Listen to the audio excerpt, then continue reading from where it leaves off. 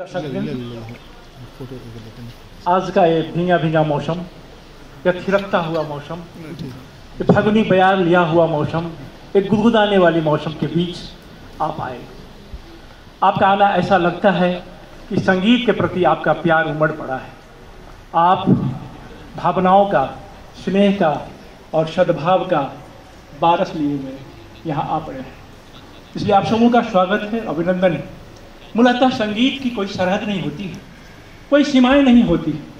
लता मंगेशकर जी, जिनको हम याद कर रहे हैं, लता जी हमारी शरत में अर्थात कि नेपाल की बेटी नहीं थी, लेकिन वह गुजरने से पहले, भौतिक रूप में गुजरने से पहले वो दुनिया की बेटी हो गई। सरस्वती की बरत पुत्री के रूप में दुनिया में प्रसिद्धि प्राप्त की। इसलिए तो इकबाल का एक उर्दू का शेर मैं कहना चाहूँगा कि हजारों साल नरगिस अपनी बेनूरी पर रोती है, हजारों साल नरगिस अपनी बेनूरी पर रोती है, बड़ी मुश्किल से होता है चमन में दीदावर पैदा। नरगिस जी उसी तरह के दीदावर थे और आज वह पुरस्कार प्राप्त करने के लिए मेनका पौडेल जी, जो नेपाल की बेटी हैं, अभी अभी मंच पर आ रही हैं। मेनका जी के सम्मान में हम सभी वीरगंज के लोग ताली बजावें, उस प्रतिभा को, उस संघर्ष को, उस संभावनाओं का सम्मान करें जो सरहदों से बाहर फैलने वाली है, आकाश को छूने की कोशिश करने वाली है प्रतिभा को।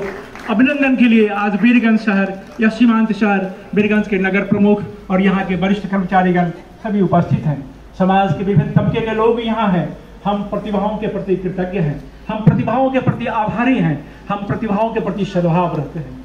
मेनका जी हमारे बीच आपकी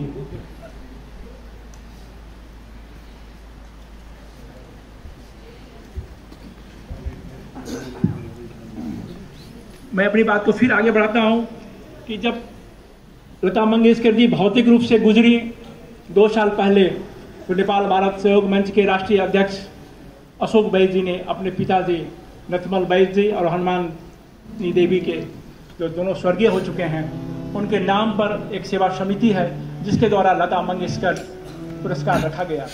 आज वही लता मंगेशकर पुरस्कार उनके दिवंगत होने के उसी सप्ताह में यह कार्यक्रम रखी गई थी और भारत से बाहर किसी अन्य जगहों पर लता मंगेशकर जी के नाम पर यह पहला पुरस्कार था जो वीरगंज में घोषणा हुई, नेपाल में घोषणा हुई। इससे भी लगता है कि संगीत हमें जोड़ती है, संगीत हमें स्पंदित करती है, संगीत हमें प्रेम और सद्भाव लाती है, संगीत हमारे संबंधों को मजबूत बनाती है। लता मंगेशकर जी का संगीत नेपाल और भारत जन जन के संबंधों का भी मैत्री का सूचक रहा है। हम पुस्तकों से उनके गीत को सुनते रहे हैं। भारतीय संगीत में जो उनका अभूतपूर्व प्रभाव है, जिसके बारे में मैं यहाँ लता जी के बारे में अधिक कहना नहीं चाहता हूँ। मैं मेनका जी के बारे में कहूँगा कि नेपाल की पूरब में एक संघर्ष, एक संभावनाओं की साधिका का उदय हुआ, जो भारतीय कार्यक्रम में चर्चा पाई और नेपाल में सद्भाव पाने के लिए अभी नेपाल में बसर कर रही है।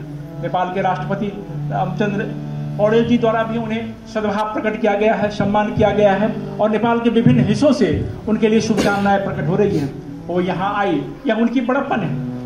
मैं बताऊं, पिछले रात 2 बजे उन्होंने अशोक भाई जी को फ़ोन किया और कि मैं मुंबई से आ रही हूँ और आज का मौसम देख ही रहे हैं किस तरह से बदला हुआ है। बड़ी बेसब्री से हम लोग इंतजार कर रहे थे, इम्तिहा हो गई, इंतजार की थी, लेकिन वो आई।